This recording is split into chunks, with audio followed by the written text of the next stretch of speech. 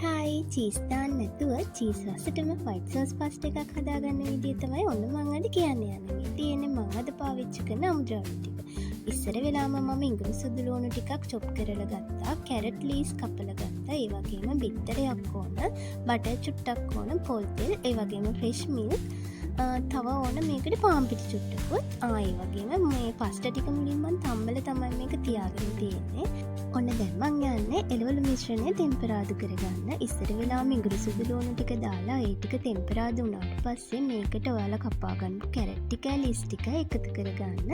ඒ වගේම ඔයාලට මේ වෙලාවේදී පුළුවන් ඔයාලා කැමති නම් මේකට සොසේජස්, චිකන් වගේ දේවලුත් එකතු කරගන්න. මම අද එකතු කරගන්නේ බිත්තර විතරයි. බිත්තරෙත් මෙන්න මේ විදිහට දාලා මේක හොඳට ස්ක්‍රැම්බල් වෙනකන් කලවම් කරගෙන ඔයාලට අවශ්‍ය පරිදි මේකට ලුණු, ස්පයිසිස් ටික දාගන්න පුළුවන්. මම අද එකතු කරන්නේ මම හදාගන්නපු චිලි පේස්ට් එකක්. මේ චිලි පේස්ට් එක මම කලින් හදලා තියාගෙන තිබ්බ එකක්. ඒ නිසා මම මේකට මේ වෙලාවේදී මේ චුට්ටක් එකතු කරනවා. ඔයාලගේ රස අනුව ලුණු, ගම්මිරිස්, ඒ දේවලුත් ඔයාලා මේකට මෙන්න මේ වෙලාවේදී එකතු කරගන්න. ඔන්න දැන් අපි යමු වයිට් සෝස් එක හදාගන්න. මේක හදාගන්නත් ඉතින් හරිම ලේසි. මං ටෙම්පරාදු කරගන්නපු ටික අයින් කරගෙන ඒ පෑන් එකම තමයි මේකට පාවිච්චි කරේ. බටර් ටික තියලා බටර් ටික හොඳට දිය වුණාට පස්සේ මේකට පාන් පිටි චුට්ටක් එකතු කරගන්න. මම පාන් පිටි මේස හැන්දක් වගේ තමයි එකතු කරගත්තේ.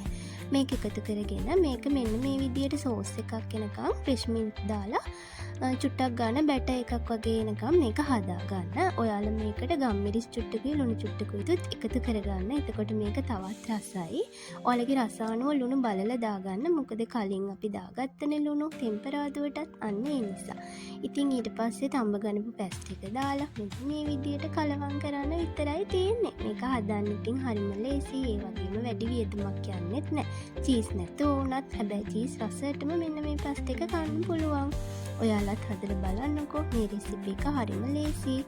හදන්න අමාරු නෑ. ඕන කෙනෙකුට හදාගෙන කන්න පුළුවන්. එහෙනම් ගිහින් එන්නම්.